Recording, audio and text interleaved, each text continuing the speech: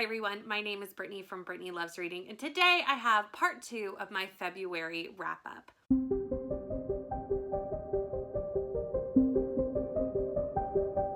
So in February, I read 28 books in 28 days. I still can't believe that I did it, but I did. And because of that, I split my wrap-up into a part 1, part 2 situation. So if you haven't seen part 1, I'll link it somewhere up here, and you can go check that out as well. But in today's wrap-up, I will be wrapping up the 14 books that I read in the second half of February. I'm going to be giving very short little synopses and thoughts because most of these books I did vlog. So if you want to see my full in-deep thoughts, you can go check out those vlogs. But here I'm going to just give you a little short 1 or 2 minute comments on each book, my star rating, that kind of thing. So let's dive in and see how the rest of my reading went for February. So the first book that I read after all the books that I've already wrapped up in the first video was The Worst Best Man by Mia Sosa. This was such a fun contemporary romance. I ended up giving it 4 stars. It follows Lena and Max. Lena, 3 years ago, was stood up on the day of her wedding by her groom. He ran off and left his best man to tell Lena that he left. His best man was his brother Max. 3 years later, Lena is a wedding planner trying to get a job with this high-end hotel, and the hotel teams Lena up with Max, who is part of their kind of like ad agency situation, to come up with a pitch for weddings and how weddings would be done at the hotel. This is a hate to love romance because obviously Lena hates Max because he was the messenger on that day 3 years ago. And also his brother kind of led everyone to believe that Max was the one that talked him out of marrying Lena. The best part about this book, though, was the Brazilian culture in this book and all the descriptions around the different festivals and food. Lena is from a Brazilian family, and all of that just really added to the atmosphere of this book and made it so good. Again, I gave it 4 stars and really enjoyed my time with it. The next book I read was Delilah Green Doesn't Care by Ashley Herring Blake. Another 4 stars for me. This follows Delilah, who is coming home to this small town for her stepsister's wedding. Delilah left this town as soon as she was old enough and really had no intention of coming back. But now her stepsister Astrid is getting married and has asked Delilah to do the photography for the wedding. Claire is Astrid's best friend, and Claire is a single mom of I think a 9 or 10-year-old daughter. Can't quite remember the age of the daughter, but something like that. And a romance happens between Delilah and Claire. I absolutely loved Delilah and Claire's romance, and the relationship was so fantastic. The part that wasn't my favorite about this book was just all the stuff around Astrid's wedding. Her best friends don't really like the man she's marrying and kind of want to turn her off of marrying him. And I just didn't really care that much about that storyline. But other than that, I loved this book and loved Delilah and Claire so much. I just wanted more of Delilah and Claire. There was a lot of Delilah and Claire, but I could have used even more. The next book I read was In the Weeds by B.K. Borson. This is the second book in the Love Light Farm series. Love Light Farms I read at the end of last year, gave it 5 stars. This one I ended up giving 3. There was a reason for this. This follows Beckett and Evelyn.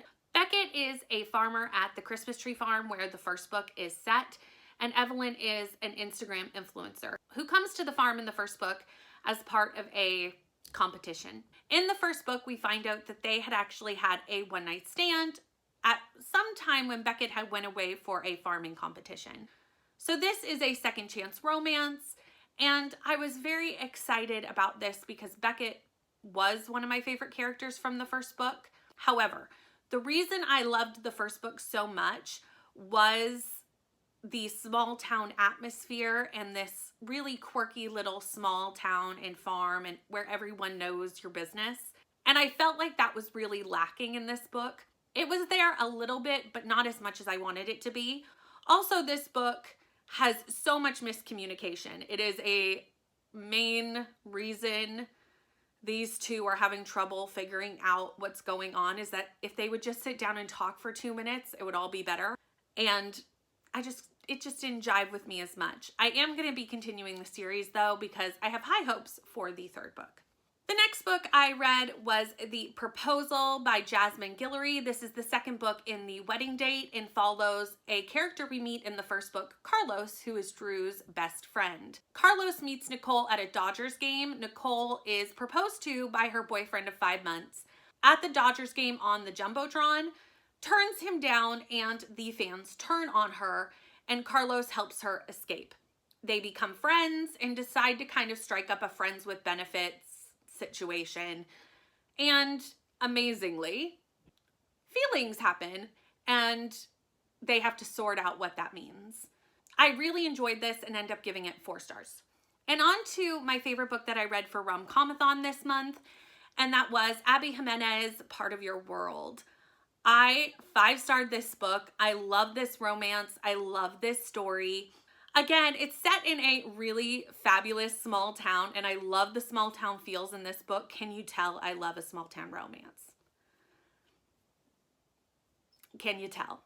This follows Alexis Montgomery, who is a ER doctor who is from a legacy of famous doctors. I kind of related it to Grey's Anatomy, like the Grey legacy.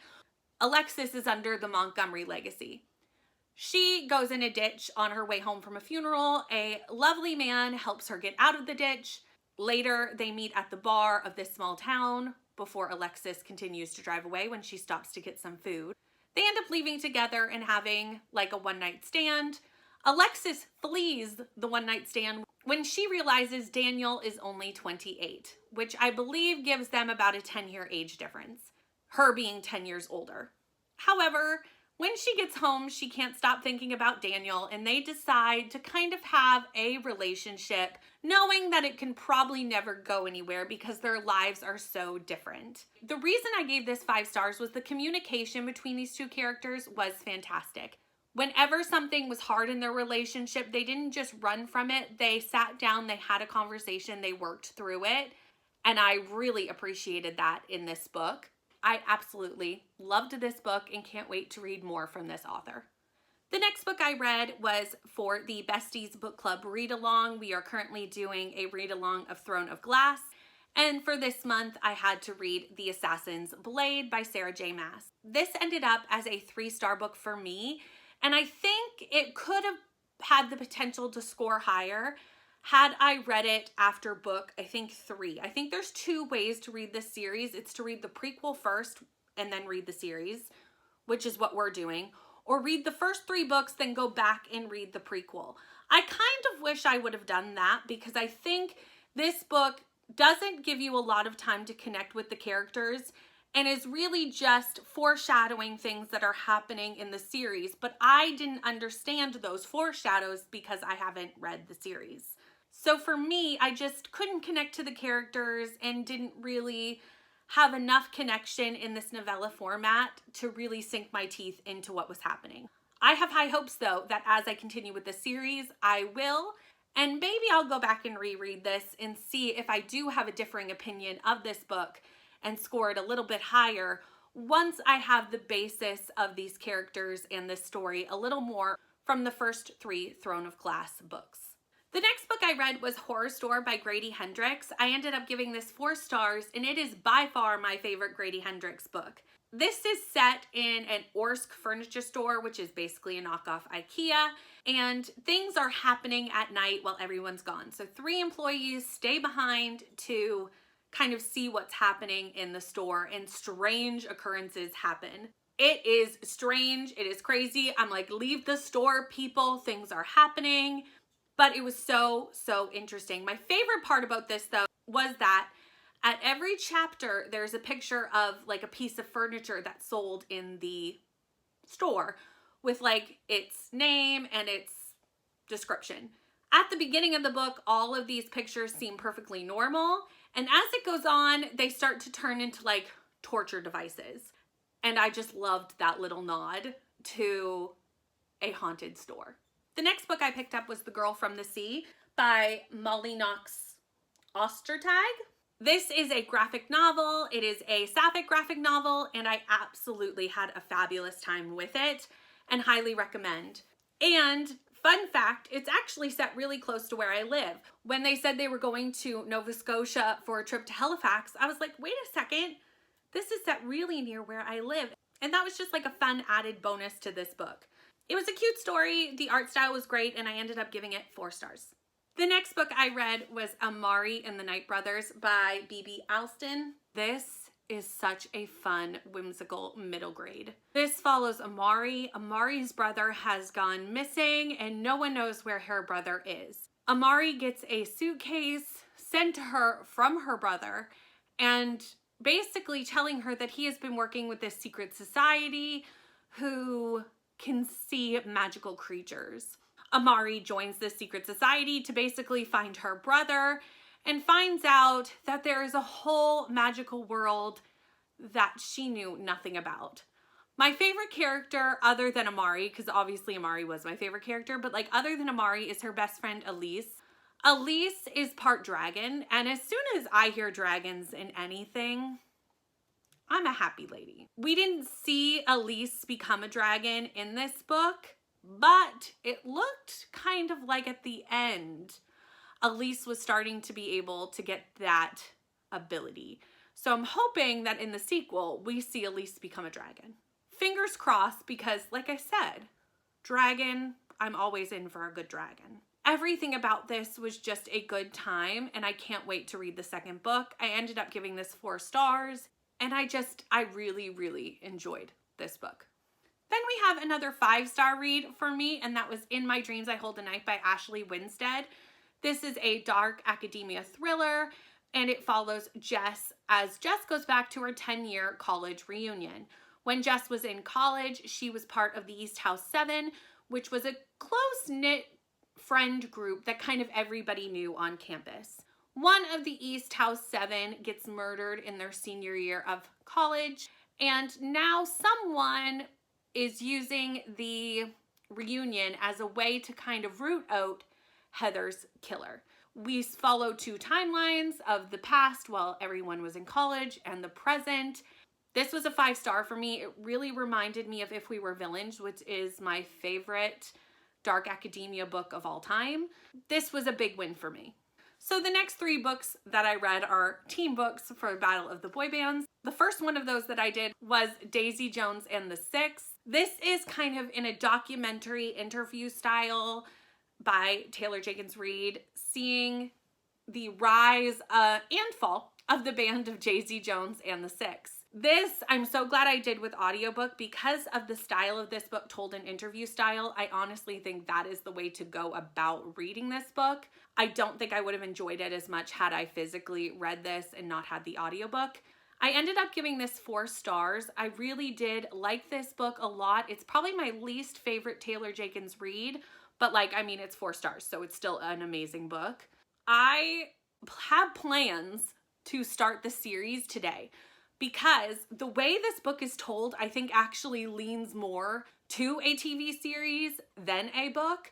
So I have very high hopes for the TV series, and there's been people who have seen it who are already talking about it and loving it. So my hope is to start that today. I actually forgot that I finished a book in between Daisy Jones and the rest of the Battle of the Boy Bands team books, and that was Unprotected by Billy Porter. This is a memoir by Billy Porter. Billy Porter is a very famous actor on Broadway and on TV, and this is his kind of story of life growing up a Black gay man. It is a powerful, powerful, powerful story. I do tend not to rate nonfiction. However, I had to give this 5 stars. It was absolutely fantastic. It's narrated by Billy Porter for the audiobook, and he sings in the audiobook. So I recommend. It covers some very heavy topics: racism, homophobia, all sorts of prejudices that he had to surpass to get to where he is today, as well as being a man in New York during the height of the AIDS epidemic. This is a heavy book. It is a powerful book, and I highly recommend you pick it up. The next Battle of the Boy Bands teen book I read was This Lovely City by Louise Hare. This is a historical fiction following the Windrush immigrants to Britain. This is set in the 1950s and, like I said, follows a group of immigrants from the Caribbean, especially Jamaica, as they make their way through life in London. It follows specifically Laurie and Evie. Laurie is an immigrant from Jamaica who works as a postman during the day and a clarinet player in a jazz band by night. One day, while he is doing his postman route, he stumbles across a murdered baby in a lake and is basically racially profiled by the police just because he was there. It also follows his relationship with Evie, who is his neighbor, as well as he is in a courtship with Evie. As we follow Laurie through this investigation, the police barely investigated, but the investigation, we discovered what does happen to the baby, as well as some things in the past of Laurie and Evie, and watch their relationship become stronger as they go through these hardships together. I absolutely love Laurie and Evie as a relationship, and this book was just so powerful, and I ended up giving it 5 stars. But unfortunately, I did end February on a little bit of a low note with a 2-star read, and that was We Sold Our Souls by Grady Hendrix. This follows Chris. Chris used to be the lead guitarist in a rock group. The group disbanded when the lead singer wanted to do his solo career, and now Chris works at a Best Western. Something kind of horrific happens at the beginning of this book and prompts Chris to basically work her way across the country to find this lead singer and find out what happened years and years ago when the band broke up, because there seems to be a conspiracy theory going on and something kind of very strange happening. This book was hard to follow for me, which is the main reason it got 2 stars. I just don't know if horror and me are best friends, and more often than not, I don't enjoy horror than when I do. So maybe I just need to kind of move away from the genre. So this could very well be a me thing and not a book thing. I don't know, but it is how I finished February, and that's all I have to say about it. And that is the end of my February wrap up. Like I said, this is wrap up part 2. If you want to see the first part of my February reads, please go check that out. Let me know down in the comments what your favorite book of February was. I would really love to know. And thank you so much for watching. Please like, comment, and subscribe, and I'll see you in the next one. Bye.